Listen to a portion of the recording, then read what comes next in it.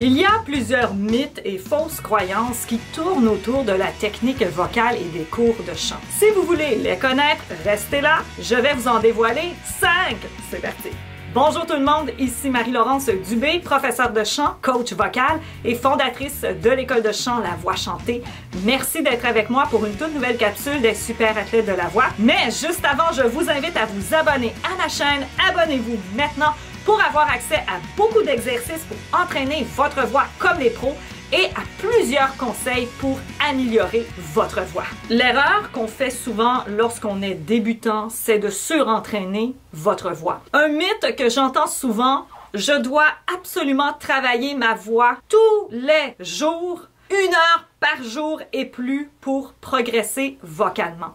Travailler sa voix, c'est bien. Entre 3-5 fois semaine, si vous avez des cours de chant, super. Et malheureusement, cette fausse croyance que l'on a de penser que si on travaille notre voix tous les jours pendant 1 heure, 2 heures, 3 heures, on va apprendre à chanter plus vite, c'est complètement faux. Même que c'est dangereux pour la voix. Surentraîner sa voix, c'est comme surentraîner son corps. On va se blesser et on va fatiguer notre voix. Et ce n'est pas productif. Je l'ai dit souvent, ce n'est pas le nombre de séances de chant qui compte. C'est la qualité de votre entraînement. C'est la même chose pour le sport. On ne va pas aller faire 2 heures de cardio quand on vient de commencer à s'entraîner. Mais un échauffement vocal ne dure pas 2 heures. Ce qui est certain, c'est qu'il ne faut pas entraîner sa voix trop longtemps à une trop grande intensité, surtout si vous êtes débutant. Si vous êtes débutant, je recommande un échauffement court, rapide, simple et quelques vocalises ici et là, pas trop compliquées, et de travailler vos chansons. Mais entre 3-5 fois semaine, tout dépend aussi de l'intensité de l'entraînement. Il y a l'échauffement vocal, simple, rapide, pas compliqué, et l'entraînement vocal, où on travaille intensément notre voix avec des vocalises pour certains aspects particuliers de la technique vocale.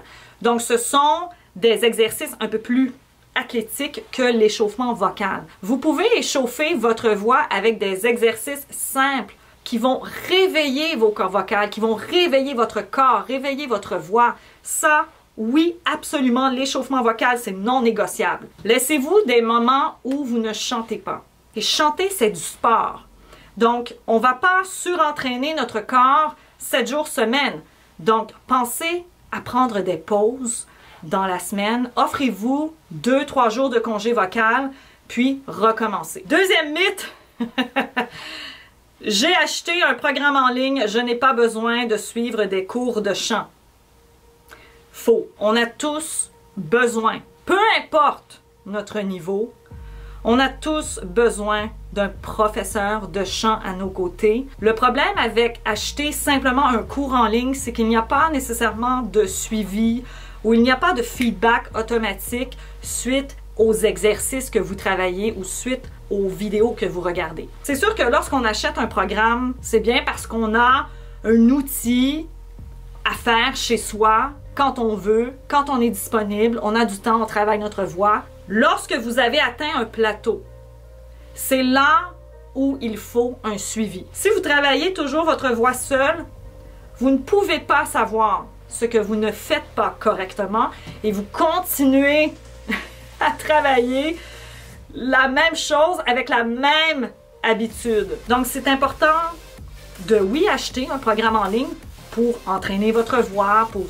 comprendre un peu plus la technique, tout à fait d'accord. Par contre, vous avez besoin de quelqu'un à vos côtés pour vous dire si vous travaillez votre voix correctement, ce qui ne fonctionne pas dans votre voix. C'est pourquoi j'ai inclus un bilan vocal dans la méthode Belle Voix parce que je trouve que c'est important d'expliquer, de prendre le temps d'expliquer aussi les exercices du programme. Un autre mythe que j'ai cru moi-même pendant très longtemps, je chante du lyrique, je ne pourrai jamais chanter autre chose. Faux.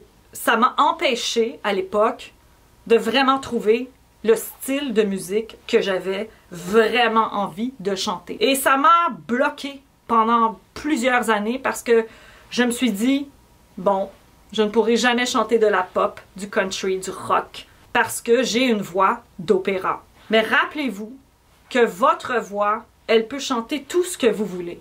Si vous apprenez bien vos bases, si vous savez comment utiliser votre voix, vous pouvez tout chanter. Prochain mythe, je l'aime beaucoup celui-là. Je ne peux pas chanter assis.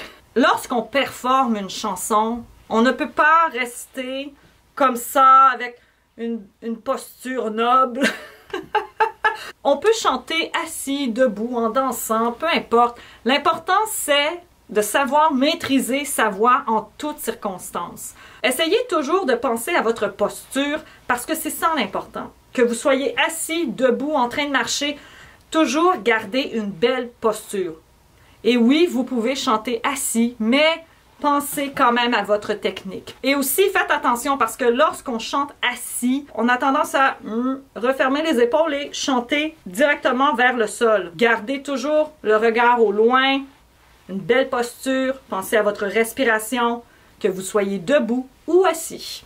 Ce qui m'amène à parler du troisième mythe que j'ai entendu récemment. Professeur de chant et coach vocal, c'est la même chose, donc je peux aller voir soit un prof, soit un coach. Quand je suis professeur de chant, j'apprends la technique à l'élève. Oui, on travaille des chansons, mais c'est beaucoup plus axé sur apprendre les bases, la technique, faire des vocalises, faire des exercices, travailler, oui, quelques chansons, mais c'est vraiment pour apprendre la technique vocale. C'est ma vision. Il y en a qui peuvent penser d'autres choses, mais lorsqu'on m'engage pour être coach, c'est souvent des professionnels ou des chanteurs avancés qui ont des auditions ou des professionnels qui veulent travailler une ou deux chansons en particulier pour performer. C'est deux métiers qui se ressemblent parce qu'on enseigne la voix, mais qui ont deux fonctions qui se ressemblent, mais qui ne sont pas nécessairement pareilles. Le professeur de chant vous apprend à développer la technique, vous apprend les bases de A à Z. Le coach, c'est aussi quelqu'un qui connaît la technique vocale, qui sait ce qui ne fonctionne pas dans votre voix et qui est capable de vous donner les conseils justes pour vous aider à performer votre chanson. Il peut aussi vous aider pour la mise en scène, l'interprétation. Il va vous aider à nuancer votre texte, travailler différentes couleurs de votre voix. Moi, je suggère toujours de commencer par les cours de chant. Si vous voulez vraiment apprendre à chanter avec une bonne technique vocale, parce que c'est la technique qui va sauver votre voix.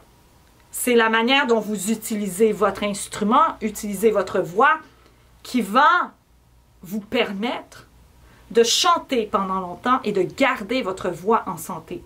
Le dernier mythe est celui-ci: je ne pourrai jamais chanter juste, je suis une cause désespérée. Faux! Vous êtes capable de chanter juste. Il faut simplement de la pratique, du travail. Travailler, entraîner votre oreille musicale. L'oreille musicale, entraînez votre oreille musicale. Dès maintenant, vous devez être capable de reconnaître les intervalles, les arpèges, les petites, les longues intervalles, la gamme. Le but, ce n'est pas de devenir Mozart. L'objectif recherché lorsqu'on travaille des exercices pour entraîner notre oreille musicale, c'est de développer la justesse de notre voix, développer notre musicalité. Je sais que plusieurs hésitent à travailler avec une partition musicale, mais sincèrement, pour avoir travaillé pendant longtemps avec des partitions lorsque je chantais du classique, ça m'a vraiment aidé. Ça m'a vraiment aidé. Et je n'étais pas une fan de solfège, moi non plus. Do, ré, mi, fa, sol, la, si, do, do, si, la, sol, fa, mi, ré, do. C'est pourquoi je suggère toujours de faire un bilan vocal, soit avec moi ou soit avec un autre professeur, pour vraiment voir où vous en êtes vocalement. Et avoir une routine adaptée pour vous, pour votre voix, pour vos objectifs. N'hésitez pas bien sûr à vous abonner à ma chaîne pour plus de conseils pour améliorer votre voix. Et si vous êtes intéressé à suivre un bilan vocal ou un cours de chant avec moi, n'hésitez pas, écolelavoixchantée.com. À bientôt!